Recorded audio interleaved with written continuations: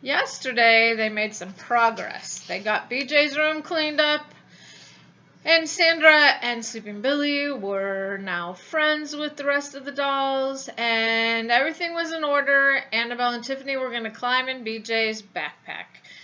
The only problem was Mimi was still mad. And I told you the title of this chapter is called The Return. So let's see if it's who returns, or what returns, or what that title means. For several more hours, Annabelle, Tiffany, and Callie's dolls sat quietly in BJ's bedroom. They saw no sign of Mean Mimi and no sign of Technoman. Pretty soon, we'll have to go back to Callie's room, said Melody, standing and stretching. Mimi is going to be madder than a hornet, but once Callie comes home, she won't be able to do anything to us. So she behaves herself when Callie's around? Asked Annabelle. Well, mostly, said Melody, and Annabelle felt fear ripple through her. How much damage could Mimi cause?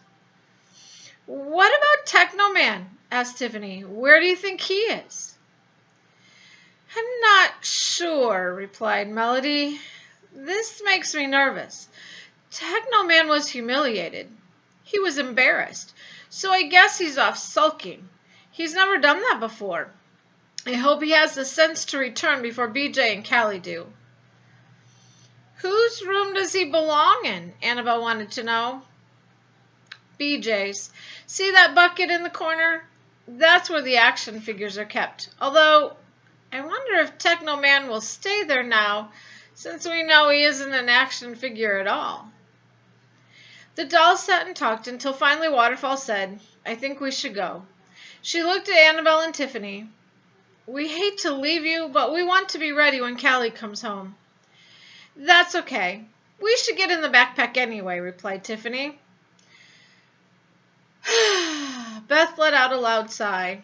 Back to Mimi Land. The dolls stood up. They hugged each other and called goodbye. Excuse me.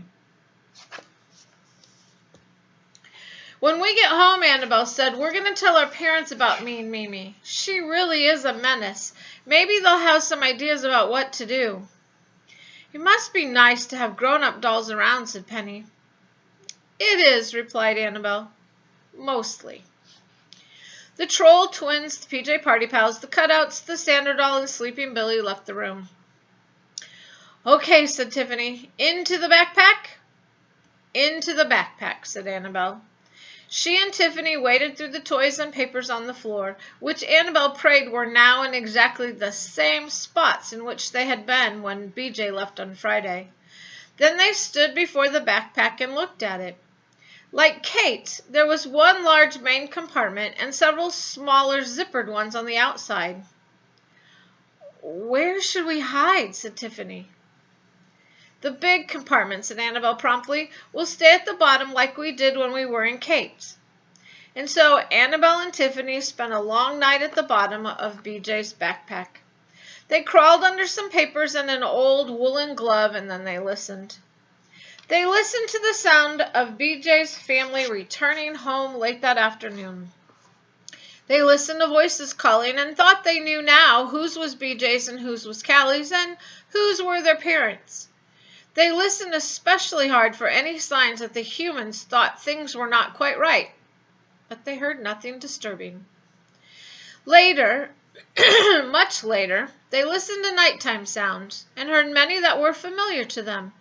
The hum of the refrigerator, clocks ticking, floors creaking. They heard a scrabbling sound, too, and thought maybe BJ's house had mice, which upset Annabelle, but the scrabbling stopped and no mice jumped into the backpack. So Annabelle stopped worrying and thought instead about the wonderful homecoming they would soon have. By the morning, a new set of worries occupied Annabelle. What if BJ didn't take his backpack to school? Would she and Tiffany have time to climb out of the pack and find something else in which to hide? What if BJ did take his backpack but he went searching for his glove and found Annabelle and Tiffany instead. What if the girls got to school safely, but Kate hadn't brought her backpack that day? What if they made it all the way back to the Palmer's house only to discover that their absence had been noted and that Kate and Nora had been searching for them and now the humans were suspicious? But Annabelle's worries were for nothing. BJ did pick up his backpack and take it to school. During a quiet moment that morning, the girls managed to slip out of it, drop to the floor, find Kate's backpack. This time they made certain it was hers, and climb into it. At the end of the day, the bell rang, and presently Annabelle heard Kate's voice as she hoisted the backpack from its shelf and slid her arms through the straps. 20 minutes later, Annabelle and Tiffany were back in the Palmer's house on Weatherby Lane. Kate set the backpack on the kitchen floor while she ate a snack with Nora and Grandma Catherine. Then she carried the pack upstairs to her room and dropped it on her bed. A few minutes later, Annabelle heard footsteps leave the room, then Kate calling, "Grandma Catherine, can I go over to Ayana's house?" When the dolls heard only silence for the next few minutes, they could wait no longer. "Now," Annabelle whispered to Tiffany. "Now." Annabelle could tell that Tiffany was grinning. "You should probably come to my house," said Annabelle as she stood up. "You shouldn't risk being seen in the Palmer's hallway. It's dangerous enough to run across Kate's room at this time of day." "That's okay. I'll go back to my house tonight." The dolls scrambled out of the pack and crawled down Kate's bedspread to the floor. Then they dashed across the room to the step stool. They stood at the bottom of it and called softly, "Hello? Anybody home?" For a moment they heard nothing. Then a voice replied, "Annabelle? Tiffany? Is that you?" "Yes, it's us. It's really us," Annabelle cried softly. Cautiously, Mama and Papa appeared at the front of the dollhouse. Mama glanced around Kate's room, checking to make sure no humans were in sight. To Annabelle's surprise, Mom Funcraft appeared next to Papa. "So Nora's been playing in Kate's room again," thought Annabelle. That was probably a good thing. Oh dear," said Mama, looking faint. "We were afraid we might never see you again. Are you all right? Are you really all right?" "Yes, we're fine," replied Annabelle. "Hi, honey," Mom Funcraft called to Tiffany. "Did you have fun?"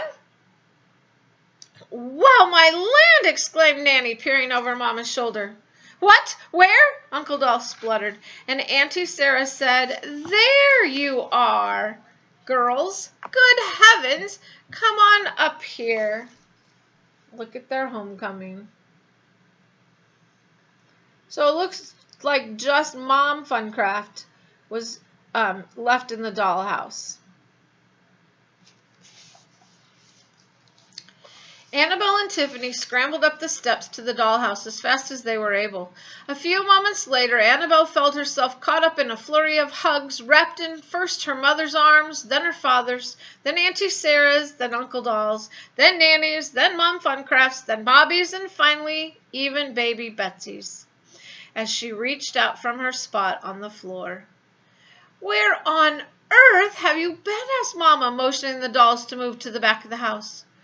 "Why, they've been to school, I presume," said Auntie Sarah. "Isn't that right, girls?"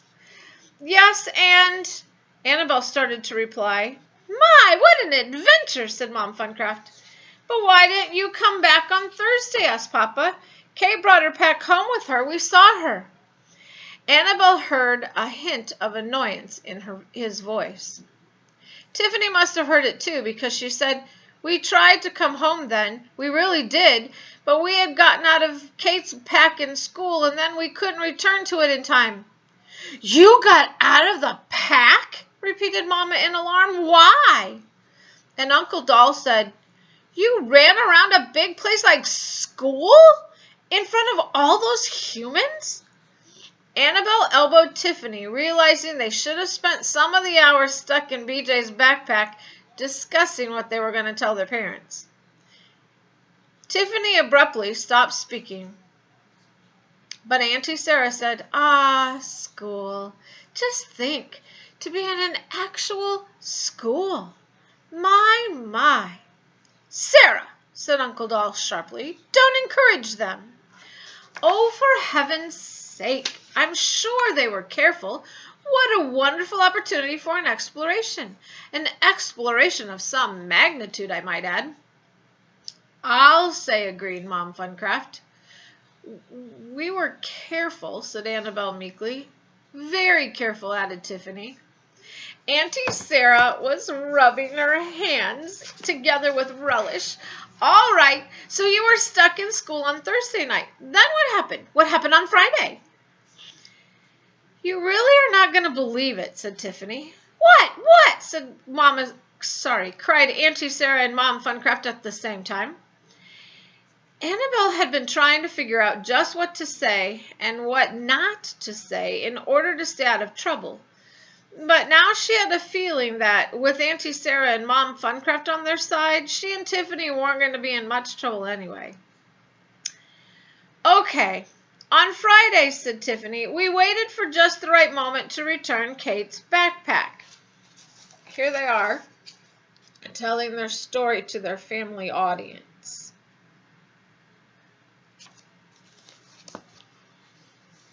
Together, Tiffany and Annabelle began the story of their adventure. They told of accidentally climbing in BJ's backpack, of peering out of the pack later and realizing they were in the wrong house, of meeting their new friends, of mean Mimi, and of the terrible trouble they thought Doll Kind might now be in. They told the story in turns. Tiffany would speak until she left something out, then Annabelle would jump in. Annabelle would speak until she left something out, then Tiffany would jump in. When they finished their story, the other dolls were speechless. They looked both astonished and frightened. Mama and Papa clutched each other, and Uncle Doll fanned himself with his handkerchief. All my life I've been afraid of something like this, he said with a small moan. Imagine such a menace so nearby, whispered Nanny. Mama, said Annabelle. Papa, do you think there's any way we can help Melody and Waterfall and the other dolls at BJ's? They're in trouble. Huge trouble, added Tiffany. And so are we. So are dolls everywhere, said Annabelle. The grown-ups looked at one another. Annabelle, Mama said, but she was interrupted by a noise from across the room. All the dolls jumped. Places, everyone, hissed Papa. Annabelle and Tiffany, hide. Oh, there's no need for that. See what I see in the backpack? A voice called, It's just me. As Annabelle and the others watched, one of the small compartments on Kate's backpack opened, and a doll, dressed in lavender, climbed out, scurried down the bed, and began to cross the floor toward the dollhouse. It was Mean Mimi. Did you guys see that? Catch that? Remember that noise Annabelle heard in the middle of the night and thought maybe BJ's house had mice in it? I think that's when Mimi was crawling in the backpack. Not in the same compartment that Annabelle and Tiffany were in, so they didn't know. And now Mimi is at their house. And we know what trouble she caused at BJ's house. What's gonna happen now? Oh no! Chapter 12 is called Who's Sorry Now? Oh my goodness. So the return had to do with Annabelle and Tiffany returning to their home. It also kind of talked about BJ's family returning home. But Annabelle and Tiffany are home. The return does not count for Mimi because she's never been to their house before. And what do you think could happen? Stay tuned.